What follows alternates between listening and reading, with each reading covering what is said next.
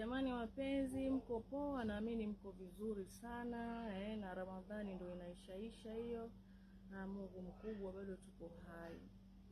Watu wameumia kulingana na maneno ya Dudu Baya, na wengine wamefurahi sana tu, lakini kikubwa kwamba Tanzania nzima mnanijua. Yaani hilo jina la ombaomba ndo jina langu la kesho. Jina la Stara Juma nimepewa na wazazi wangu, jina la ombaomba nimepewa na ulimwengu. Silikatai, nalipokea kwa mikono miwili.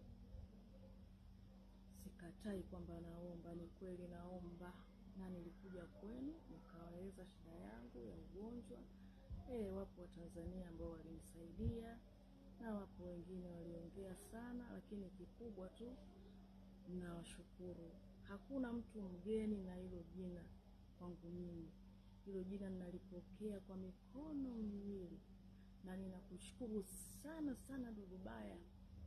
Umenisaidia sana kuongea, umenisaidia sana kusema mimi ombaomba, kwa sababu kuna watu wamekuja kunisaidia. Umenisaidia mwenzangu, umenisaidia viftari, vitu vingine vidogo vidogo, kitu ambacho hata sikukitegemea kwa mwezi huu, lakini nimepata msaada kwa ajili yako tu. Wewe kutamka maneno mimi ombaomba, umenisaidia kikubwa. Tatizo moja tu, ulisahau kuweka namba yangu.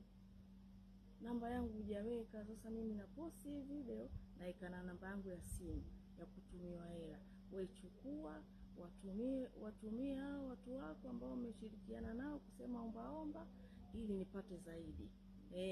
Alafu kingine cha ubora na umaarifa, usimalize mara moja, urudie kama mara 3 hivi. Yaani usiongee mara moja, rudia tena ili nipate zaidi, kwa sababu bado natumia dawa. Bado natumia kwa mwezi milioni 9. Sasa ombaomba kama mimi milioni 9 naipata wapi? Lakini wewe unaweza kuipata.